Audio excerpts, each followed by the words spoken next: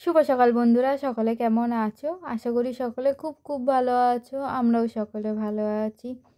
Mampi's kitchen daily লাইফস্টাইলের নতুন একটি ব্লগে সবাইকে স্বাগত বন্ধুরা। তো কালকে বৃষ্টিতে না আমাদের গাছের ফুলগুলো পুরো নষ্ট হয়ে গেছে। আর এত বড় বড় ফুল, তো দেখো দুখানা ফুলই ভেঙে গেছে। সকালবেলা উঠে যখন দেখছি না, কী যে কষ্ট হচ্ছিল কি বলবো তোমাদের।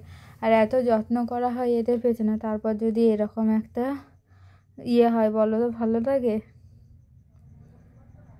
আর মায়ে যে আমলি শাক তুলতে চলে এসে, আমলি শাক তো তোমরা অনেকেই চেনো কম বেশি, আর এই সিজনে তো সবাই এখন আমলি শাকটা খাবেই। তো তারই একটা দারুণ রেসিপি আজকে মা তোমাদের সাথে অবশ্যই শেয়ার করবে। পুরো ভিডিও তোমরা মায়ের ইউটিউব চ্যানেল পেয়ে যাও, শর্ট করে আমি আমার চ্যানেলে দিয়েছি। যেহেতু আমার মায়ের রান্নাবান্নাগুলোর সাথে ভীষণই ভালো লাগে। আর এই যে আঙুর ফল গাছে ফুল আসতে শুরু করেছে, পরে তোমাদের দেখাবো। আজকে আর দেখাতে পারলাম না আমি, যেহেতু খুব তাড়াহুড়োর মধ্যে ভিডিওটা করে এখন আমি ঘরে যাচ্ছি। যেহেতু পুচকুসোনা ঘরে একা আছে, ওর বাবা নেই বাড়িতে আজকে, ওই কারণে। আর এই যে মা রান্নাতেও চলে এসছে, বেগুন দিয়ে আমলি শাক দিয়ে আর তোমার মাছ দিয়ে চচ্চড়ি টাইপের করবে। দারুণ রেসিপি বন্ধুরা, অবশ্যই তোমরা একটিবার করে খেয়ে দেখো। এখন আনাচে কানাচে চারিদিকে কিন্তু তোমরা এই আমলি শাকটা পাবে। আর গরম পড়ে গেলে কিন্তু এই আমলি শাকগুলো মরে যায়, তখন আর এই আমলি শাক পাবেও না, আর তখন খাওয়াও আর হবে না। সারা বছর আবার অপেক্ষা করবে কবে একটু আমলি শাক হবে, কবে খাবো। যারা আমলি শাক খেতে ভালোবাসে তারা অবশ্যই ট্রাই করো। আর একটা কথা বন্ধুরা, আমলি শাক খাওয়া কিন্তু ভীষণ ভালো, অনেক কিছুর জন্য উপকার, পরে তোমাদের সাথে একদিন শেয়ার করব। আর এই ফুলটা দেখো কি সুন্দর দেখতে না?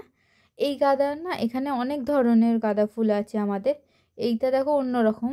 তো আরেকটা দেখাচ্ছি তোমাদের দ্বারা। আর এই যে আম গাছের মুকুলগুলো, কিছু মুকুল পুরো ঝরে পড়েছে, অনেক বড় বড় মুকুল সব পড়ে গেছে।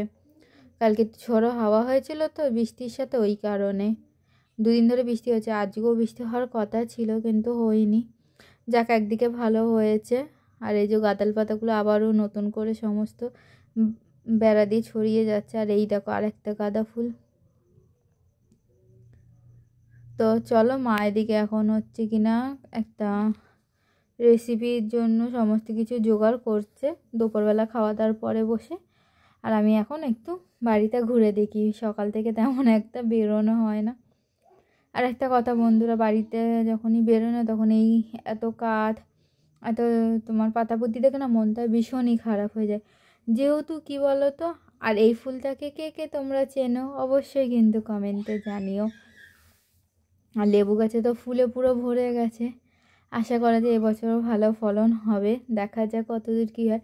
যেহেতু ঝড়ে না অনেক কি পড়ে গেছে, আর যেটুকুনি আছে, যেটা তোমাদের বলছিলাম বন্ধুরা, মানে মনটা সত্যি বলছি খুব খারাপ হয়ে যায়। যেহেতু তোমার হচ্ছে কিনা আমি বিয়ের পরে এসে দেখেছি পুরো চারিদিকে গাছপালা ভর্তি, একদম খুব ভালো লাগতো। তো যতদিন স্তুতি আমাদের লাইভে আসেনি ততদিন ভালো লাগতো, তারপরে ভালো লাগতো না। কেন জানো? ওর কাপড় জামা শুকাতে না ভীষণ কষ্ট হয়। যেহেতু ছাদে আমরা তেমন একটা রোদ্দুর একদমই পাই না, তো নিচে যেই রোদ্দুরটা পাই সেটাতেই আমাদের কাপড় জামা শুকাতে হয়।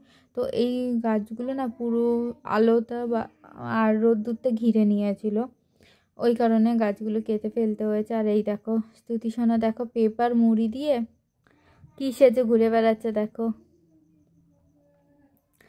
দেখো। আর এই সমস্ত বুদ্ধিগুলো যে ও কোথায় পায় জানি না বন্ধুরা, নিজে নিজে সমস্ত জিনিসগুলো ও তৈরি করে। দেখো ওই রান্নাঘরে দৌড়, আবার শুধু রান্নাঘরে যাবে আর থালা বাসন নিয়ে খেলা করে, কি করব কে জানে বন্ধুরা, চিন্তায় পাগল হয়ে যাওয়ার মতো অবস্থা আমার। আর এই দেখো এখন বসে বসে তোমার হচ্ছে কি না, ও হাতে তোমার এটাকে কি বলে, ঘোড়ায় জিনিসটা, আমি ঠিক নাম জানি না, ওইটা নিয়ে এখন খেলতে বসে পড়েছে। তো বলতে গেলে বন্ধুরা, স্তুতি শোনার চিন্তায় মাঝে মাঝে মানে পুরো একদম পাগল হওয়ার মতো অবস্থা থাকে।